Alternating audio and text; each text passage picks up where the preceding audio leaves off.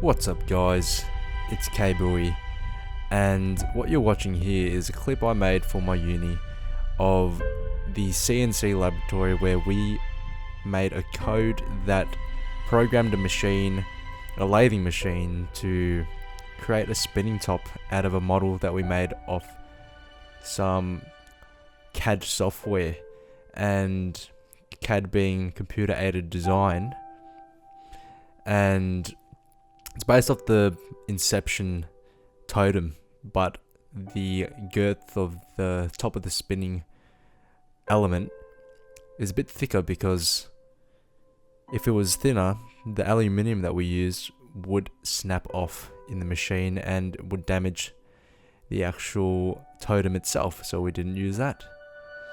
Anyways, moving on to training. Strong and Shredded episode number 12. As you guys can see, I'm setting up for a bench, and the setup is what I'll be speaking about in the first segment of this video, and it's probably one of the most important part of the bench. Even though a lot of people's form look the same, the setup determines how tight you are on the bench and how well you are going to bench. And Izzy from Powerlifting to Win explains this very well in one of his videos, and I'll put the link in the description so you guys can check his channel out. And first off, I'm going to start from the starting point of the bench, which is your hands. And when your knuckles are parallel to the ground, you will find that it sits in your hand in a position where it's on the soft, fleshy part of your hand, and it isn't in major contact with your palm, where it will transfer the force to the bar. My grip isn't that extreme where it looks like a Japanese grip, but it is somewhat externally rotating my elbows outwards. Next part would be the retraction of the scaps, and making sure, I make sure always that my neck touches the bench and I retract my scaps sufficiently, and I often bring one deltoid back and have it get tight on the bench, and then I bring the other one onto the bench, and I'll explain later why I may have a loose bench when I go through my reps, and an exercise which may help this, and recording the exercise so I can see that my back is balanced whilst I'm benching. And today I did sets of 5 to 6 with weights from 120 kilograms to 130 kilograms for 7 sets altogether. And I was trying to hover around the RPE of around 7.5, so it was getting fairly difficult, but not too difficult where I felt like I was completely gonna kill myself. And as you guys can see, I'm wearing gangster wraps below my elbow joint, and it has to do with my squatting style where my elbows sit very close and next to my body, and I get a lot of pain in my elbows because I also close grip bench. My bench isn't very wide, it's well within the rings, and you can see this is one of my last sets. I'm doing 120 kilograms without the straps, so then I can feel exactly how it would be completely raw.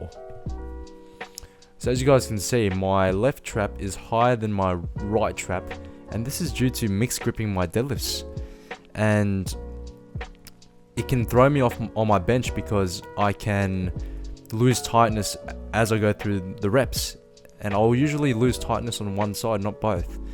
And you guys can see that I'm correcting this right now by completely focusing on balancing out my back whilst I do this reverse bench. I call these reverse benches because I try to get within my bench form as close as possible and bring that bar back as if I'm benching and pause it on my chest. And I recommend this to all of you guys. And moving on to my squatting, you guys could see just from the clip before, my back is fully gnarled up from the bar.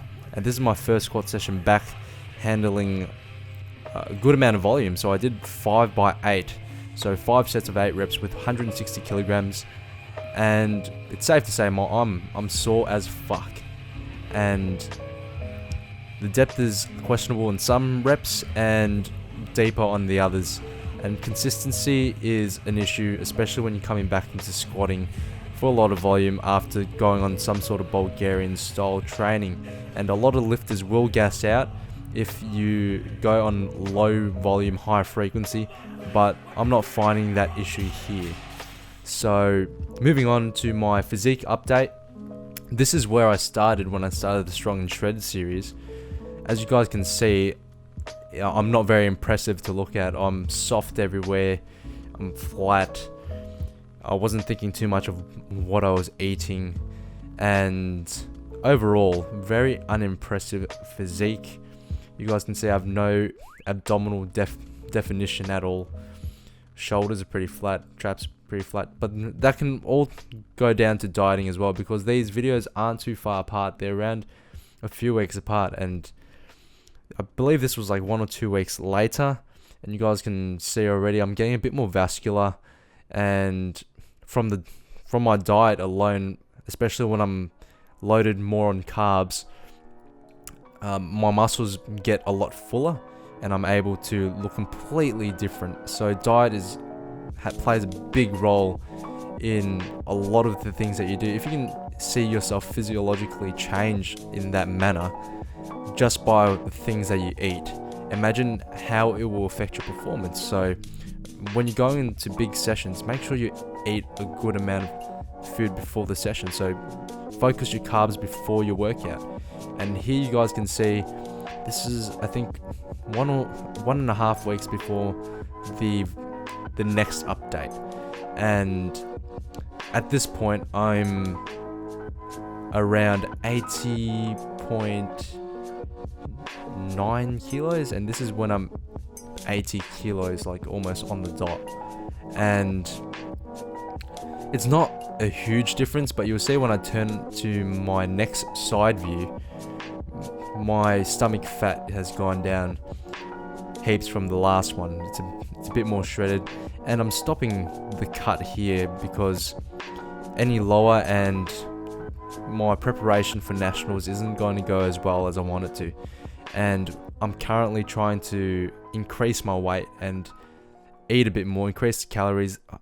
For this cut, I was focusing on keeping it under 3,000 calories. So yeah, thanks for watching, guys.